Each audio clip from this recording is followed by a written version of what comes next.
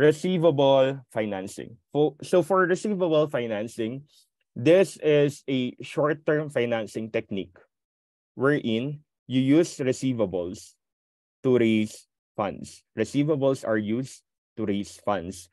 And your receivable financing are as follows. First, we have your pledging. Then we have your assignment. Then after your assignment, we have your factoring. And then lastly, we have your discounting.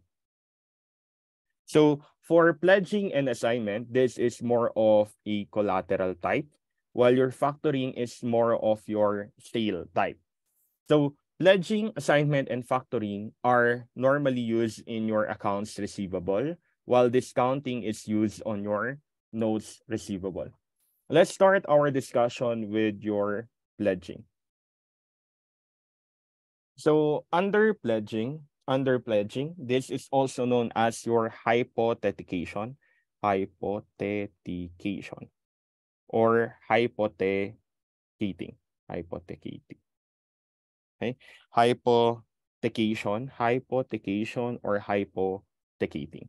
So under hypothecation or hypothecating, what we do here is we borrow money in which the receivable borrow, and we use the AR as the collateral. However, in making it as collateral, it is considered less formal. It is treated as less formal.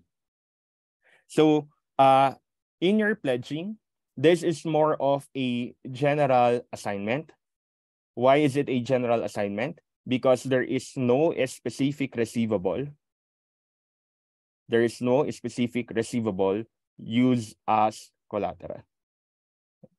There is no specific receivable used as collateral. So generally, at the time of pledging or hypothecation or hypothecating, there will be no entry. Your entry will only be based on your liability, which you use, which you borrowed. So your entry only here, the main entry is the liability on the funds borrowed. Liability on the funds borrowed.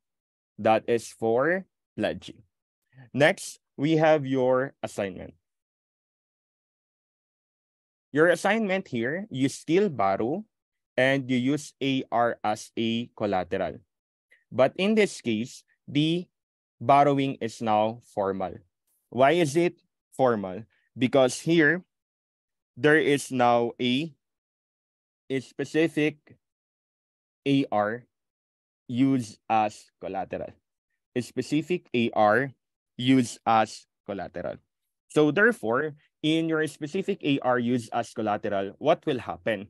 So at the date of borrowing, your entry will be a debit to AR assigned and a credit to AR unassigned. Why? Because again, you need now to recognize the specific AR used as a collateral.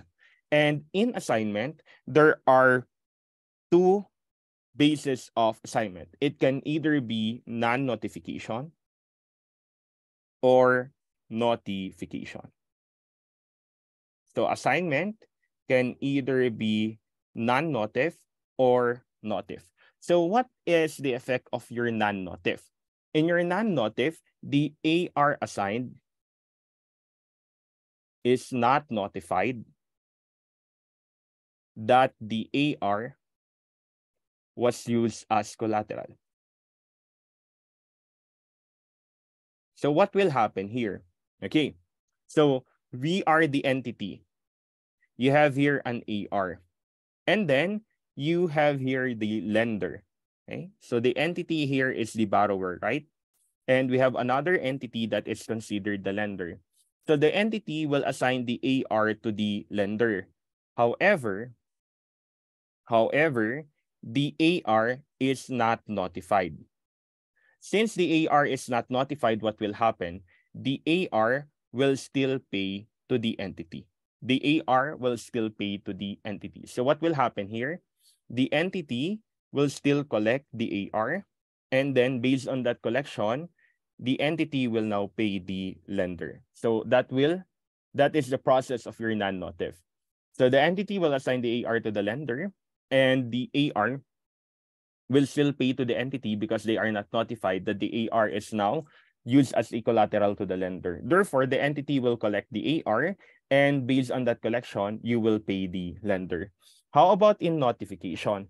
The AR which is assigned is notified that the AR was used as collateral. So entity will inform the AR, the assignment, and AR will pay now to the lender. Okay? Entity will inform the AR that it is already assigned, and AR will now pay the lender. Therefore, what will happen here? The payment is directly to the lender. However, in your non-notif, the entity is still a pass-through entity. Meaning, yung AR magbabayad muna kay entity, and then entity babayaran niya si lender. Dito, AR dediretso na kay lender pagka notification. Now, therefore, what is their difference? The difference, of course, is as to your remittance and the collection. So, upon collection here, your entry is a debit to cash and then a credit to your AR assigned. And then, ultimately, there will be a remittance. Why? We said you will collect the AR, and as the entity is a pass-through, ultimately, you will pay the lender. So there will be a remittance here. Your entry is a debit to your notes or loans payable, if ever. That is what you borrowed. And you debit interest expense and you credit cash. However, here, your entry is that since there is no pass-through, directly the AR will pay to the lender. Your entry will be a debit to a notes or loans payable, interest expense, and credit to, no, it's not credit to cash. It is a credit to AR assigned. Okay? So, therefore, in your notification, as if the collection by the lender is treated as payment. The collection by the lender is treated as payment. So magiging ganyan siya. Pansinin nyo dito sa entry natin sa non-notification, meron pang cash. So pag nag-zero out yung cash, ang entry mo lang ay ganito. So uli, ano ang difference nila? Under notification, the entity will be a pass-through entity. Therefore, you will make an entry as to your collection of AR, and you will again make an entry as to the payment.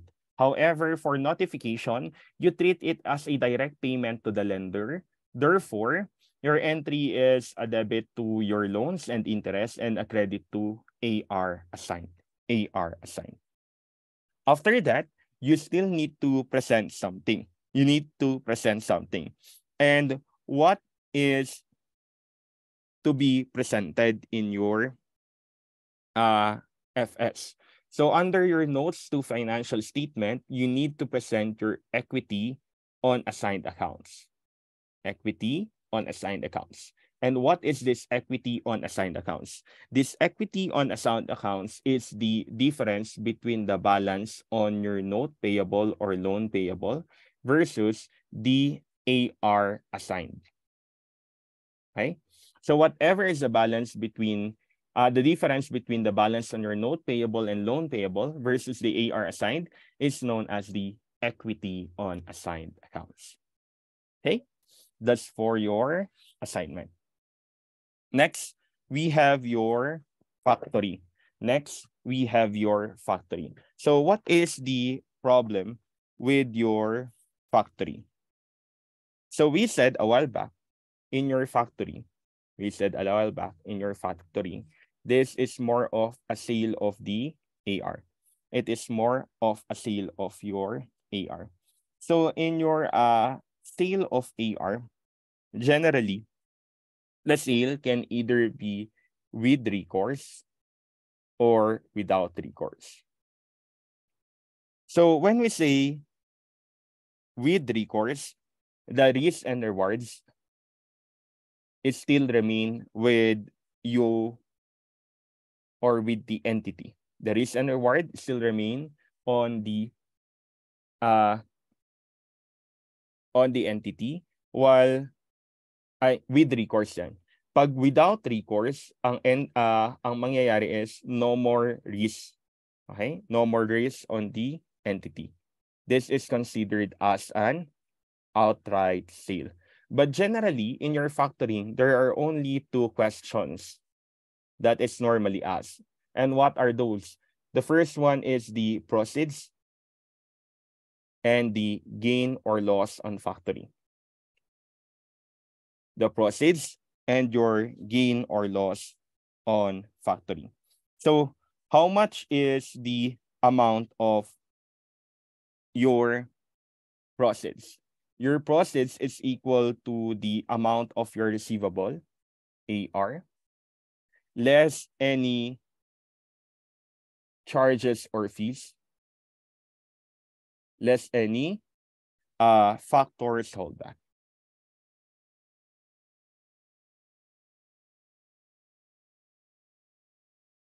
Okay, so generally your entry here is your process is AR less any charges or fee less any factors holdback.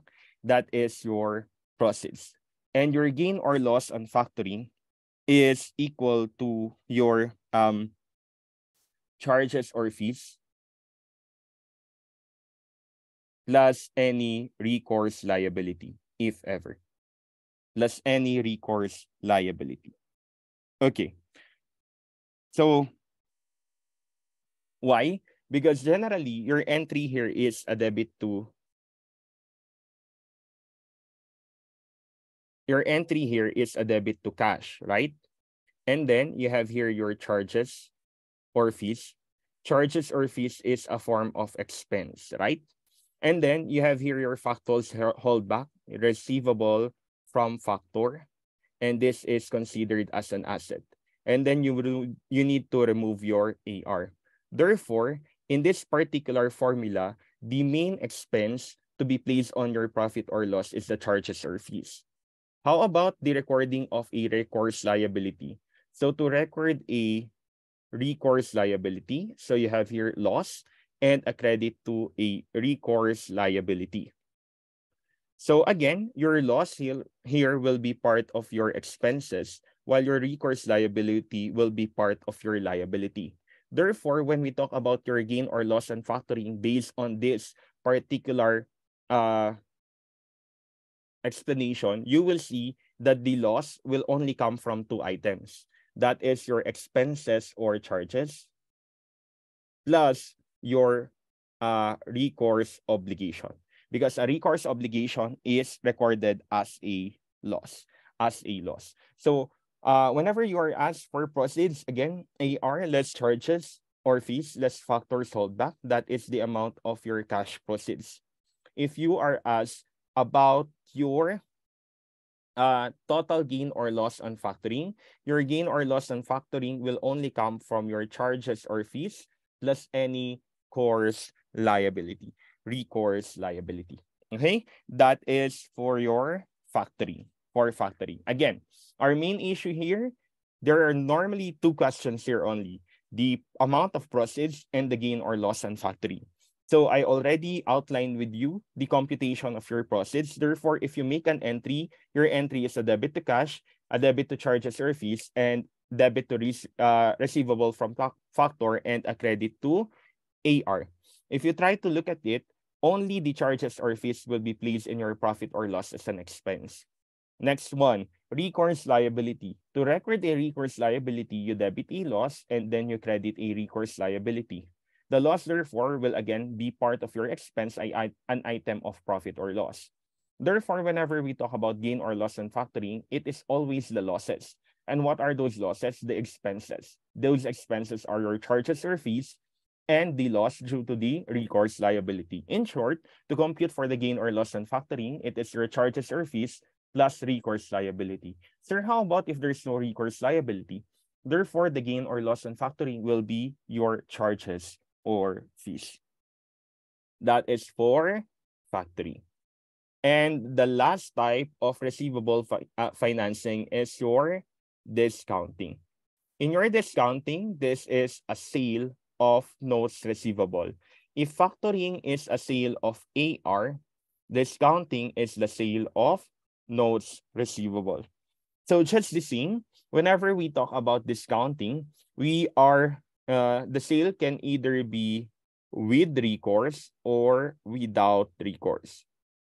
Again, if with recourse, there is still a risk and reward to your entity or to the entity. While without recourse, there is no more risk or reward. What do we mean by no more and with risk or reward?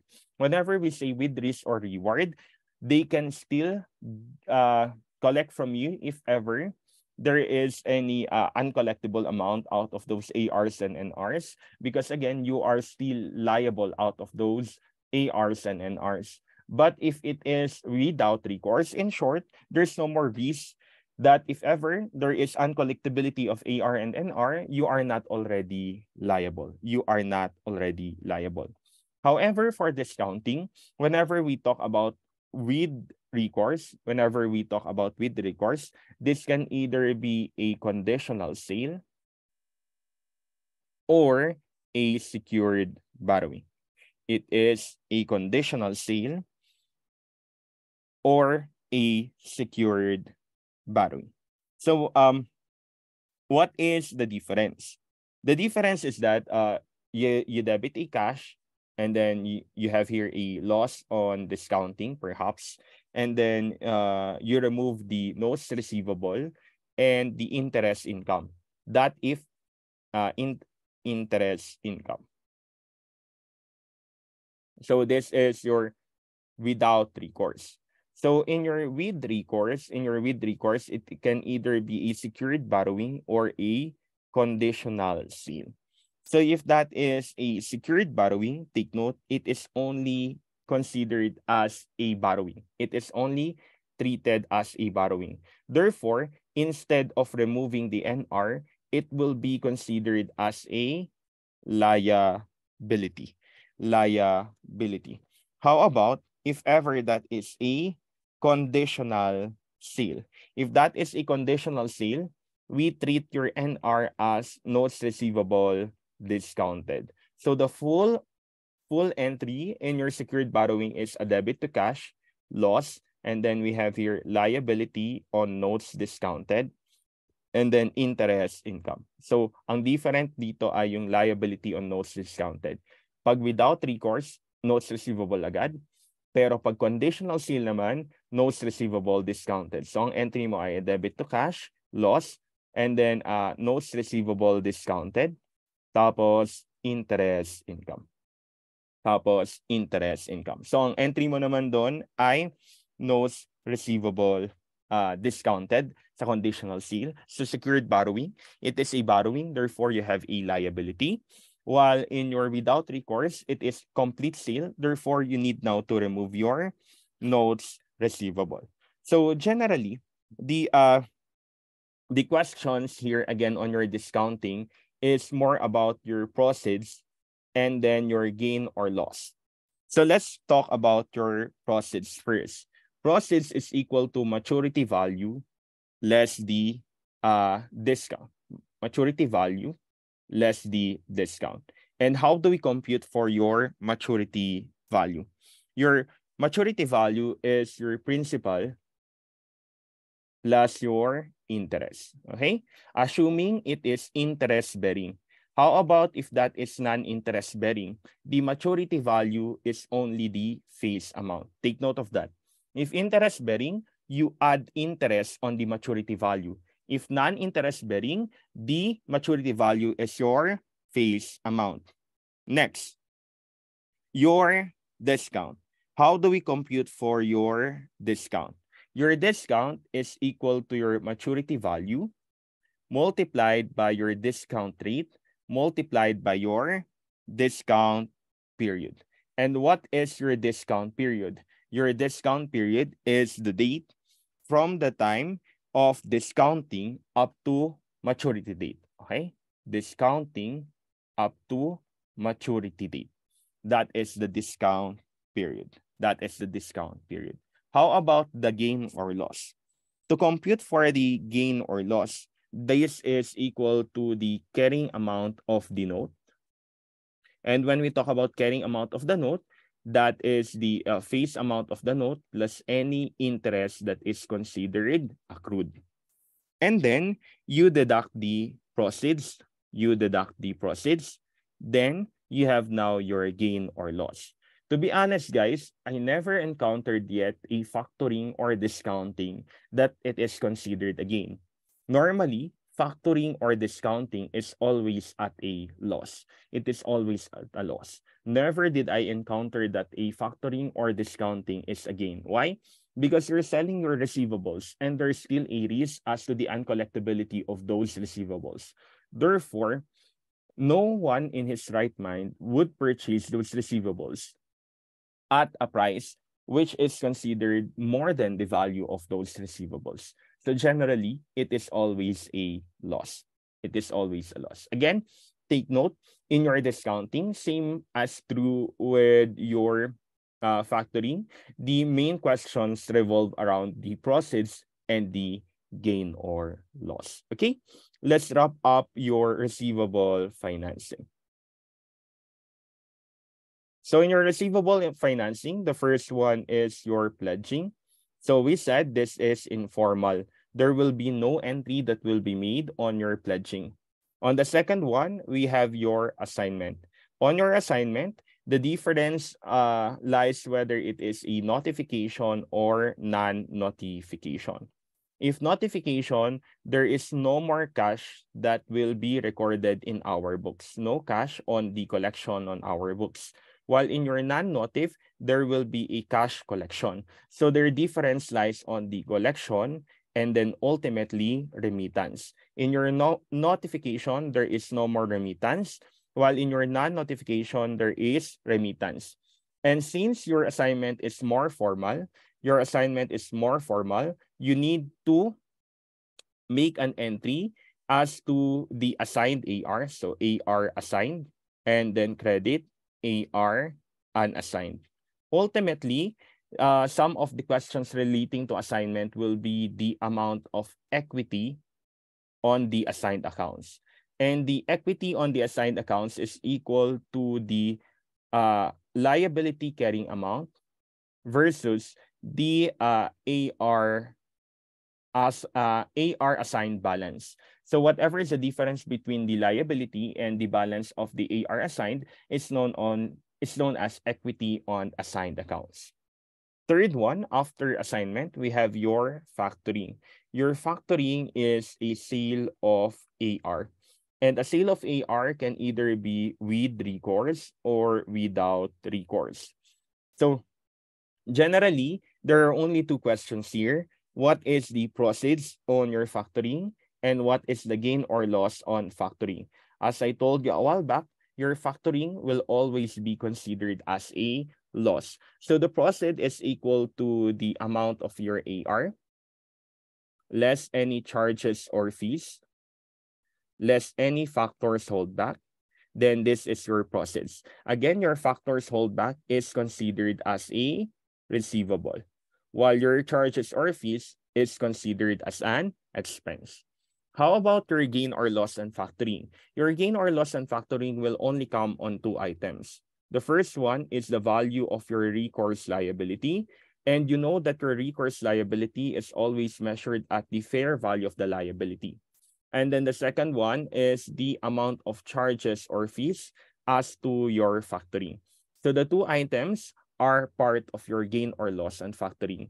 And when can you have a recourse liability? If that is with recourse, there is a recourse liability. If without recourse, there will be no recourse liability. Why? Again, there is a complete transfer in a without recourse. And with recourse, you are still liable as to the amount of the receivable sold.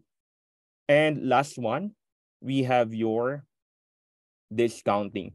Your discounting is a sale of notes receivable. And in your sale of notes receivable, that can either be a with recourse or without recourse. In with recourse, that can be a secured borrowing or it is considered as a contingent liability out of the discounting. And that contingent liability is known as your conditional sale. Okay. So in secured borrowing, your credit will be a liability on notes discounted, while in a contingent liability as a conditional sale, we call it as your notes receivable discounted, while in without recourse, it is purely notes receivable. But again, I told you that in discounting, the main question is your proceeds and the gain or loss on discounting. To get for the proceeds, first we need to get for the maturity value, and then we deduct the discount. Take note again on your maturity value. If interest bearing, face amount plus the interest. If non-interest bearing, it is only your face amount.